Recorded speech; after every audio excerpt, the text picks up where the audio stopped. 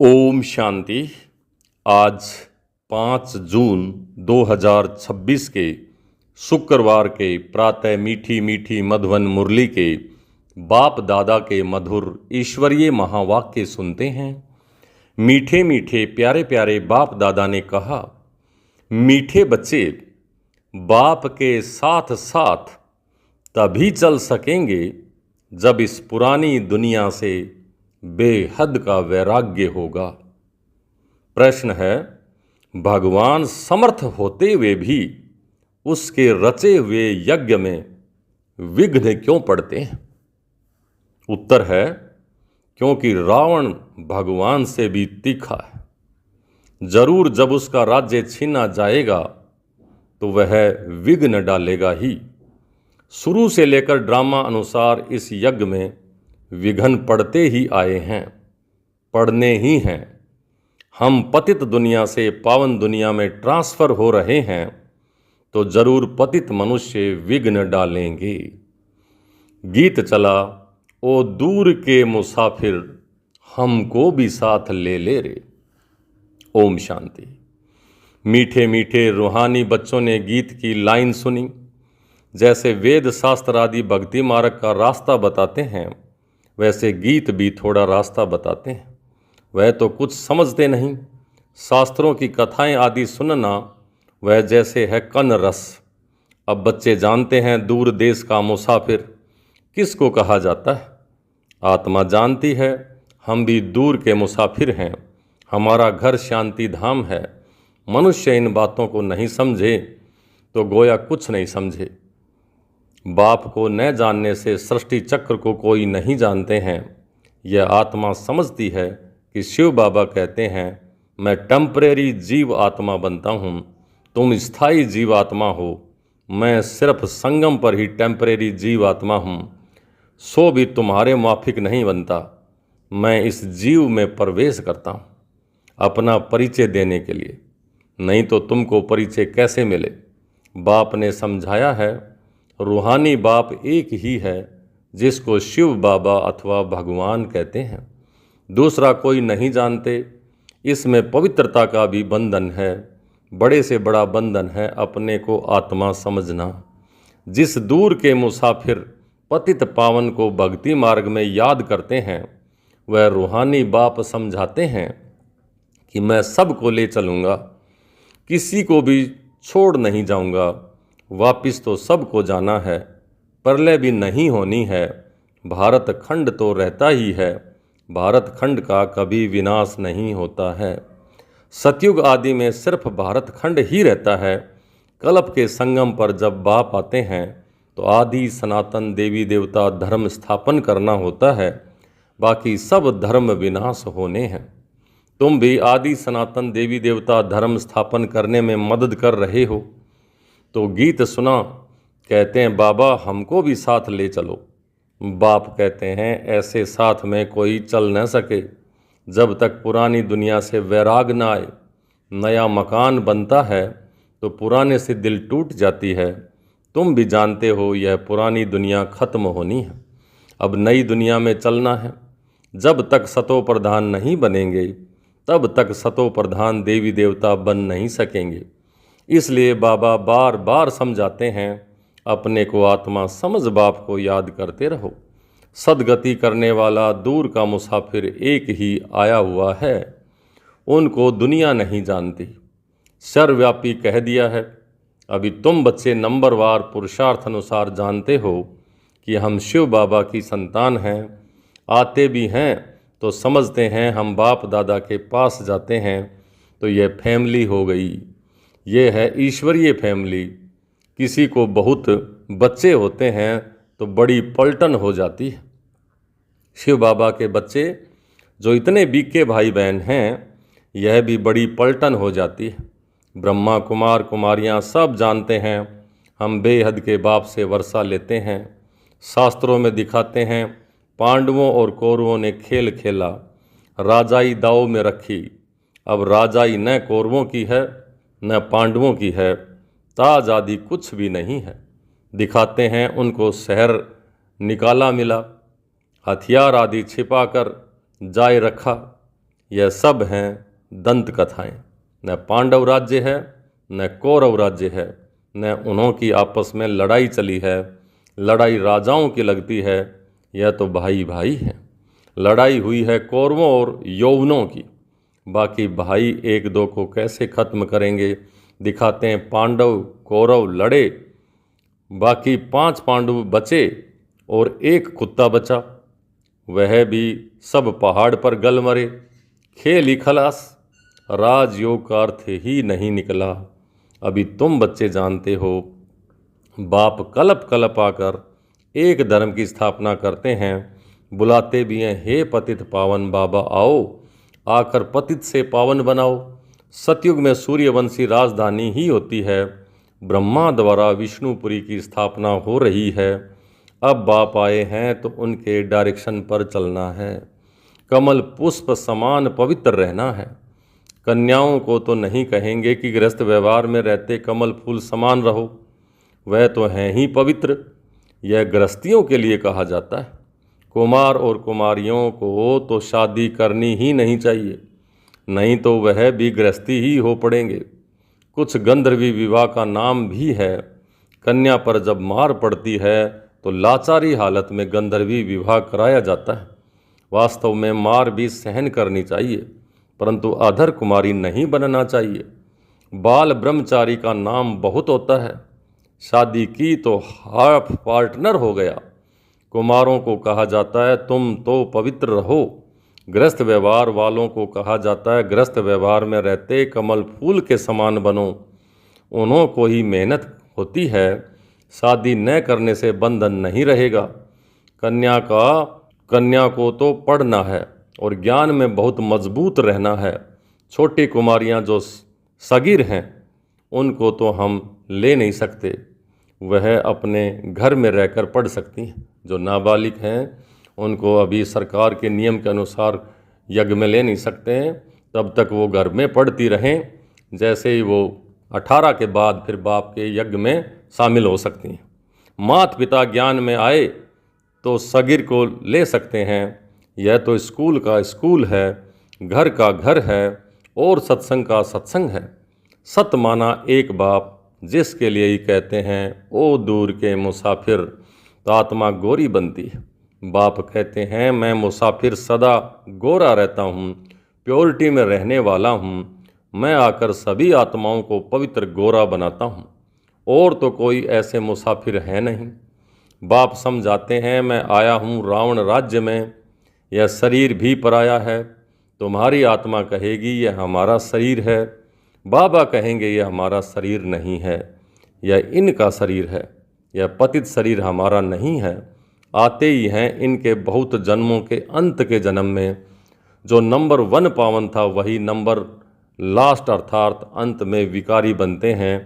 पहला नंबर 16 कला संपूर्ण था, अब कोई कला नहीं रही है। पतित तो सब हैं ही। तो बाप दूर देश का मुसाफिर हुआ ना, तुम आत्माएं भी मुसाफिर हो। यहाँ आकर पार्ट बजाती हो। इस सृष्टि चक्र को कोई नहीं जानते हैं, भल कोई कितना भी शास्त्र आदि पढ़ा हो, परंतु यह ज्ञान कोई नहीं दे सकते। बाप समझाते हैं मैं इस तन में प्रवेश कर इन आत्माओं को ज्ञान देता हूँ। वह तो मनुष्यों को शास्त्रों का ज्ञान देते हैं, वह हो गए भगत। सदगतिदाता तो एक ही है, वही ज्ञान का सागर है। उनको न जानने के कारण देह अभिमान आ जाता है। वह कोई यह तो समझाते नहीं हैं कि अपने को आत्मा निश्चय करो। आत्मा पढ़ती है, यह कोई समझते नहीं है, क्योंकि देह अभिमान है। अभी दूर का मुसाफिर तो शिव बाबा को ही कहेंगे। तुम जानते हो हम 84 जन्मों का चक्कर लगा चुके हैं। बाप कहते हैं 5000 वर्ष पहले भी समझाया था कि बच्चे तुम अपने जन्मों को नहीं जानते हो, मैं जानता हूँ। गीता में आटे में लून मिसल नमक मिसल कुछ है। वही गीता का एपिसोड, वही महाभारत की लड़ाई, वही मन मना भव मध्याजी भव का ज्ञान है। मामेकम याद करो, लड़ाई भी बरोबर लगी है। पांडवों की विजय हुई, विजय माला विष्णु की गाई जाती है। शास्त्रों में तो दिखाया है पांडव पहाड़ों पर गल मरे, फिर माला कहाँ से बनी। अब तुम समझते हो कि हम विष्णु की माला बनने यहाँ आए हैं। ऊपर में है पतित पावन बाप, उनका यादगार चाहिए ना। भक्ति मार्ग में यादगार गाया जाता है। कोई 8 की माला, कोई 108 की माला, कोई 16,108 की माला बनाई है। गाते हैं चढ़ती कला तेरे बहाने सर्व का भला। अभी तुम जानते हो हमारी चढ़ती कला है। हम चले जाएंगे अपने सुख धाम, फिर हम वहाँ से नीचे कैसे उतरते हैं, 84 जन्म कैसे लेते हैं, यह सारा ज्ञान तुम्हारी बुद्धि में है। यह ज्ञान भूलना नहीं चाहिए।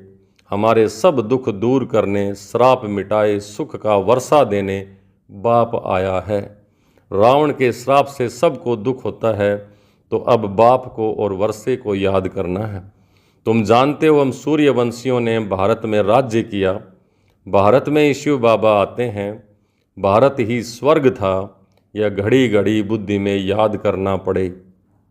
जिसने 84 का चक्कर नहीं खाया होगा वह न धारणा करेंगे और न कराएंगे। उसके लिए समझा जाएगा कि इसने 84 जन्म नहीं लिए हैं। यह देरी से आते हैं, स्वर्ग में नहीं आते। पहले पहले जाना तो अच्छा है ना। नए मकान में पहले खुद रहते हैं, फिर किराए पर चढ़ाते हैं, तो वह फिर सेकंड हैंड हुआ ना। सतयुग है नई दुनिया, त्रेता सेकंड हैंड कहेंगे। तो अब बुद्धि में आता है हम स्वर्ग नई दुनिया में जाएं। पुरुषार्थ करना है, प्रजा भी बनती जाएगी। तुमको मालूम पड़ता जाएगा कि माला में कौन कौन पिरो सकते हैं। अगर किसी को सीधा कहा जाए कि तुम नहीं आएंगे तो हार्ट फेल हो जाए। इसलिए कहा जाता है कि पुरुषार्थ करो, अपनी जांच करो कि हमारा बुद्धि योग भटकता तो नहीं है। तुम्हारा शिव बाबा से कितना लव होता जाता है। कहते भी हैं हम बाप दादा के पास जाते हैं, शिव बाबा से दादा द्वारा वर्षा लेने जाते हैं। ऐसे बाप के पास तो कई बार जाएं, परंतु गृहस्थ व्यवहार भी तो संभालना है। बल बहुत धनवान है, परंतु इतनी फुर्सत नहीं, पूरा निश्चय नहीं तो मास 2 मास बाद आकर रिफ्रेश हो सकते हैं। उनको घड़ी घड़ी कशिश होगी। सुई पर जंग चढ़ी हुई होती है तो चुंबक इतना खींचता नहीं है। जिनका पूरा योग होगा उनको झट कशिश होगी, भागे आएंगे। जितनी कट उतरती जाएगी उतनी कशिश होगी। हम चुंबक से मिलें। गीत है चाहे मारो चाहे कुछ भी करो, तेरा दर कभी नहीं छोड़ेंगे। परंतु वह अवस्था तो पिछाड़ी में होगी, कट निकली हुई होगी तो वह अवस्था होगी। बाप कहते हैं हे आत्माएं, मन मना भव रहो, बल अपने गृहस्थ व्यवहार में रहो। ऐसे नहीं कि यहाँ भाग करके आकर के बैठ जाना है। सागर के पास बादलों को आना है रिफ्रेश होने के लिए, फिर सर्विस पर जाना है। बंधन जब खलास हो तो सर्विस पर जा सकें। माँ बाप को अपने बच्चों को संभालना है, बाप की याद में रहना है, पवित्र बनना है। बाप ने समझाया है, अनेक प्रकार के विघ्न ज्ञान यज्ञ में पढ़ते हैं। कहते हैं ईश्वर तो समर्थ है, फिर विघ्न क्यों पढ़ते हैं। मनुष्यों को पता ही नहीं है कि रावण भगवान से भी तेज है, तीखा है। उनकी राजाई छीनी जाती है तो अनेक प्रकार के विघ्न पढ़ते रहते हैं। ड्रामा प्लान अनुसार फिर भी विघ्न पढ़ेंगे। शुरुआत से लेकर पतितों के विघ्न पढ़ते हैं। शास्त्रों में भी लिख दिया है श्री कृष्ण को 16,108 पटरानियाँ थी, सर्प ने डसा, राम की सीता चुराई गई। अब रावण स्वर्ग में कहाँ से आया। झूठ तो बहुत है। कहते हैं विकार बिगर बच्चे कैसे होंगे, उनको पता ही नहीं है। जो वर्षा लेने वाले होंगे वही आकर के ये समझेंगे। तो इस ज्ञान यज्ञ में असुरों के विघ्न पड़ते हैं। पतित को असुर कहा जाता है ही रावण संप्रदाय। अभी तुम संगम पर हो, रावण राज्य से किनारा कर लिया है, फिर भी कुछ लैस आती है। यह बुद्धि में ज्ञान है कि हम आ रहे हैं, हम जा रहे हैं, बैठे तो यहाँ ही हैं। बुद्धि में ज्ञान है, बैठे यहाँ हो परंतु उनसे जैसे तुमको वैराग्य है। यह छी दुनिया कब्रिस्तान बननी है। भिन्न भिन्न पॉइंट्स से समझाया जाता है। वास्तव में तो एक ही पॉइंट है, मन मना भवे। कितनों को चिट्ठियाँ आती हैं कि बाबा हम तो बांधेली हैं, एक द्रौपदी तो नहीं है, हजारों हो जाएंगी। अभी तुम पतित दुनिया से पावन दुनिया में ट्रांसफ़र हो रहे हो।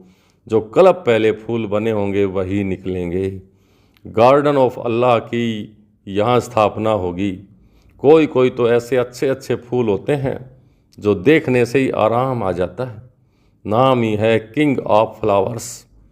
5 रोज से रखा हो तो भी खिला रहेगा, खुशबू फैलती रहेगी। यहाँ भी जो बाप को याद करते हैं और याद दिलाते हैं उनकी खुशबू फैलती है, सदैव खुश रहते हैं। ऐसे मीठे मीठे बच्चों को देख बाप हर्षित होते हैं। उन्हों के आगे बाबा की ज्ञान डांस अच्छी होती है। अच्छा, मीठे मीठे सिक लिधे बच्चों प्रति मात पिता बाप दादा का याद प्यार और गुड मॉर्निंग। रूहानी बाप की रूहानी बच्चों को नमस्ते। हम रूहानी बच्चों की रूहानी बाप दादा को याद प्यार, गुड मॉर्निंग और नमस्ते। धारणा के लिए मुख्य सार। पहला, ज्ञान और योग में मजबूत बनना है। अगर कोई बंधन नहीं है तो बंधनों में जानबूझकर फंसना नहीं है, बाल ब्रह्मचारी होकर रहना है। दूसरा, अभी हमारी चढ़ती कला है। बाबा हमारे सब दुख दूर करने, श्राप मिटाए वर्षा देने आए हैं। बाप और वर्षे को याद कर अपार खुशी में रहना है। जांच करनी है कि हमारा बुद्धि योग कहाँ भटकता तो नहीं है।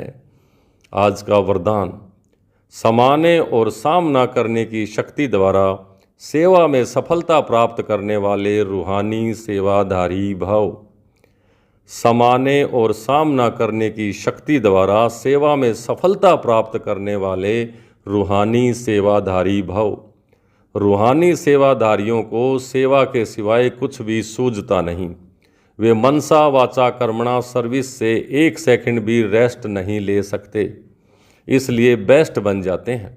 वे सेवाओं में सफलता प्राप्त करने के लिए सदा यही याद रखते हैं कि समाना और सामना करना यही हमारा निशाना है। वे अपने पुराने संस्कारों को समाते हैं और सामना माया से करते, ना कि देवी परिवार से।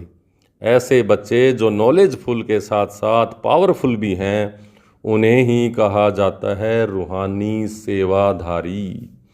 आज का स्लोगन, छोटी बात को बड़ा नहीं करो, वातावरण को शक्तिशाली बनाओ। छोटी बात को बड़ा नहीं करो, वातावरण को शक्तिशाली बनाओ। ये अव्यक्त इशारे सदा हर्षित रहने के लिए अपनी नेचर को सरल बनाओ, सहनशील बनो। दुनिया में लोग जिंदा होते हुए भी नाउम्मीदी की चिंता पर बैठे हुए हैं। ऐसी आत्माओं को मरजीवा बनाओ, नए जीवन का दान दो। अपने खुश नसीब हर्षित मुख चेहरे द्वारा उन्हें मानव जीवन में जीना सिखाओ। आपको देखकर उनमें हिम्मत, उमंग, उत्साह आ जाए, इसके लिए अपनी नेचर को सरल बनाओ और सदा कमल समान स्थिति के आसन पर डबल लाइट स्थिति में स्थित रहो। अच्छा, ओम शांति।